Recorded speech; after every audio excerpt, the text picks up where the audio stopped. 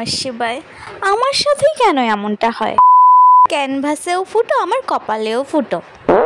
Canvas পেন্টিংয়ের ফুল ভিডিওটা record করেছিলাম প্রথম থেকে শেষ পর্যন্ত, কারণ এটা আমার ফার্স্ট ক্যানভাস পেন্টিং ছিল। ফুটো কপাল, তাই ফুল ভিডিওটা ডিলিট হয়ে গেছে, রিকভারি অ্যাপ দিয়েও রিকভার করতে পারিনি।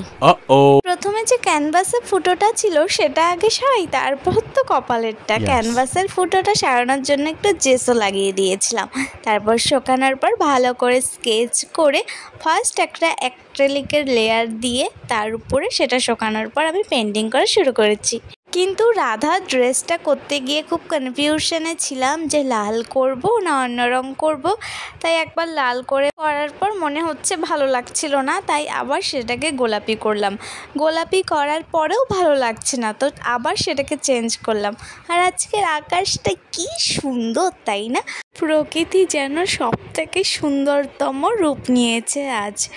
আর একটু পরে এই যে কালো হয়ে এলো, তারপর তো হাওয়া চালাচ্ছিল আস্তে আস্তে, আর কি বৃষ্টিও নেমে পড়লো। কি জোরে জোরে আওয়াজ হচ্ছে বৃষ্টির, মুষলধারে বৃষ্টি হচ্ছে। তোমরাও শুনে নাও বৃষ্টির আওয়াজটা। বাইরে বৃষ্টি হচ্ছে, তাই আমি ঘরে বসে পেন্টিং করছি। গোলাপি করার পর দেখো আবার আমি লাল করছি। আগেই কিন্তু করেছিলাম, তাহলে আবার কেন মুছলাম? ওই যে কনফিউশনে রয়েছি কি করব না করব। তারপরে না আরও অনেকটা ভিডিও রেকর্ড করেছিলাম, যা বললাম সব ডিলিট করে ফেলেছি।